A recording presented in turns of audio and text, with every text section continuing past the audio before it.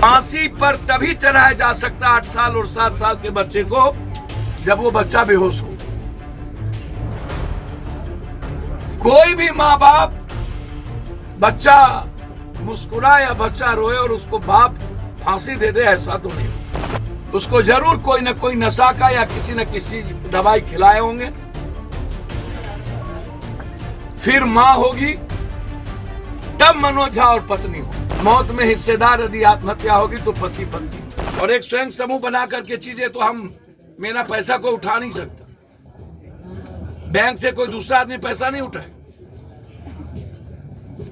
जो कर्ज ये लिए होंगे टेम्पू के लिए या शादी के लिए, 5 लाख का टेम्पू हो सकता है किसी से कर्ज लिए हो, मैं अभी उस भीतर नहीं गया।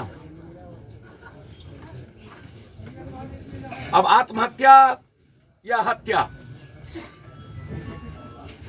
वो तो बच्चे को मेरे ख्याल से यदि गला दाबा होगा तो माँ बाप पहले बच्चों को कुछ न कुछ खिला दिया होगा। बच्चे को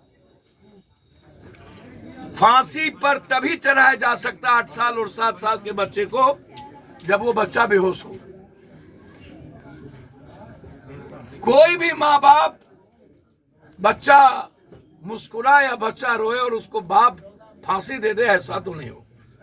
जितना मैं पढ़ा हूं या दुनिया को जानता हूं, इसीलिए बच्चों को मारने के पहले उसको जरूर कोई ना कोई नशा का या किसी न किसी दवाई खिलाए होंगे, फिर मां होगी, तब मनोज झा और पत्नी हो। मौत में हिस्सेदार ना तो बच्चे होंगे ना तो मां हो। मौत में हिस्सेदार यदि आत्महत्या होगी तो पति पत्नी हो। पूरी जांच मैं चाहता हूं उस बच्चे की, क्या मौत के पहले उस बच्चे को कुछ खिलाया गया, उसका एफएसएल रिपोर्ट,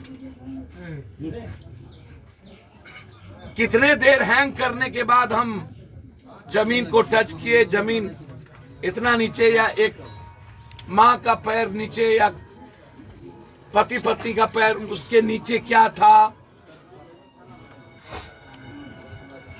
एक बात याद रखिएगा, नेक का और दोनों का हड्डी एफएसएल रिपोर्ट बता देगा कि जो शस्त्रफंदी दी गई, हमने कई बार यह सवाल शशांक के मामले में भी हमने उठाया, दम घुटने से, तकिया के दाबने से या अकेला आदमी बेल्ट लगा लेना, परिस्थिति पैदा जो हुई प्रभोग का मुद्दा बनेगा। जो कोई भी इसमें लगातार परिवार के परेशानी का कारण है उसकी भी छानबीन और उनका भी इन्वॉल्वेशन की जानकारी करके उस पर भी मुकदमा का दर्ज। Complete mobile location, mobile adoration, कितना फोन मनोज झा या उनके परिवार को, जिनसे 3 लाख कोई मन्नू झा या अभिषेक कौन झा हम नहीं जानते, जिनसे भी लिया हो या जिनसे भी कर्ज लिया हो, वो उनकी भूमिका क्या थी। तो हम भूमिका की तलाश, आत्महत्या करने पर विवश क्यों हुआ उसकी, और ये आत्महत्या सिस्टम सबसे बड़ा दोषी है।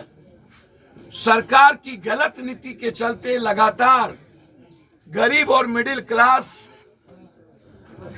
का जो परिवार है वो आत्महत्या की ओर बढ़ रहा है। लॉकडाउन ने भारत की जिंदगी को तबाह किया, जीएसटी और नोटबंदी के बाद, और हमें मरने पर मजबूर किया है यह व्यवस्था, यह पॉलिटिकल सिस्टम। जमीन, बालू, शराब, एस्मैक, पूरा सीओ, डीसीएलआर, बीडीओ, एडीएम जमीन के दलाल और नेताओं से मिली।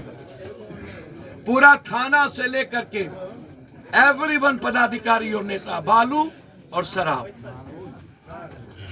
किसकी बच्ची का बलात्कार हुआ, किसका मर्डर हुआ, यह मुद्दा इस बिहार और इस पॉलिटिशियन के लिए नहीं।